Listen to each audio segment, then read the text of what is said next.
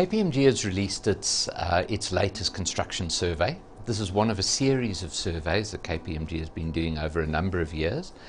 Typically what we've done over the years is we've alternated between the contractors and the owners as the target for the survey. This year is an owners survey, and I think this year is particularly interesting because first of all, we've got a very strong African representation in the results, much stronger than we've had before. And secondly, because of the very big difference in the markets between the United States and Africa and the effects on the outcome of the survey. So this survey has largely focused on assessing that maturity. How well has the industry done in progressing itself? And we categorized this really under four areas. One was maturity in preparation, which is around planning and so on. Number two is maturity around their risk and controls environment, their systems and processes. The next one is maturity in performance, really how has all the work they've done improved the outcome of projects, and then largely maturity in relationships. And if we go through them one by one, maturity in preparation generally came out good. Owners have put a lot of time and effort over the years into their planning and project selection processes, and they're seeing the benefits of that. They believe that they're getting pretty mature in that, and that applies both globally and in South Africa. Companies surveyed had an issue around talent management, around training, retention, experience. Now, from an African point of view, if we have very similar problems, and if we look at it from the point of view that the American and European markets are definitely on an upturn, there's absolutely no doubt.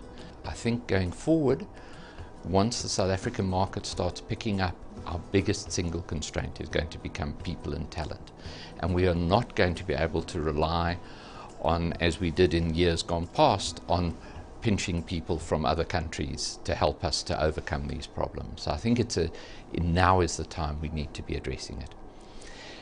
Risk controls and governance. Companies have spent a significant amount of money on that area, and I think on the whole they believe that if not there yet, they're getting there as far as the general project controls environment goes. The African market is more patchy. Less of our respondents were happy with their controls environment, but there's clearly been progress. On the issues of program management information systems, however, it's a different story.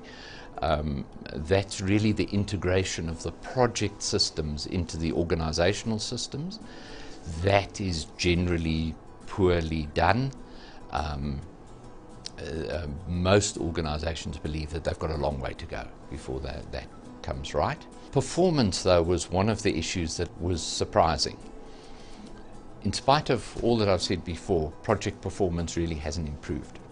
Only 25% of projects surveyed, and this was a big range of projects ranging from sort of $1 million up to $5 billion projects. Over the last 3 years, a mere 25% of them have been completed within 10% of the targeted budget. The same applies to schedule. So in spite of the controls being in place, in spite of the preparations being good, what companies are finding is this is not reflecting in performance of projects. The last area is probably one of the areas that contributes to this, and that's maturity in relationships. Clearly a major project establishment is a complex team environment, that it's governed by contracts. These contracts remain globally adversarial in nature. Very typically they're EPCs, a lesser number of EPCMs. Certainly in Africa, EPCM is probably the dominant form, with various risk-sharing mechanisms and various pricing mechanisms. But the essence of it is still this adversarial nature.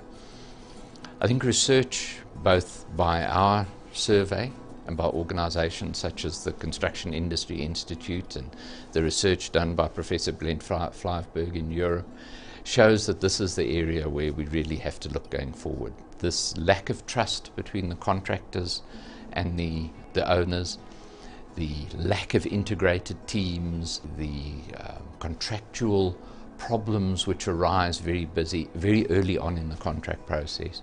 All of these are bedeviling project performance. So I think going forward, it's clearly, if one looks at the talent issue, we have a shortage of talent. If we look at these relationships, these mixed contract teams, people are going to be the focus going forward in our view, rather than ever more fancy systems, ever more fancy processes in organizations. I've just touched on the highlights of the survey, but for a full copy of the survey, and in fact the previous year's one, which I think the trends make interesting reading, please go to the KPMG website, where you'll find all of them available.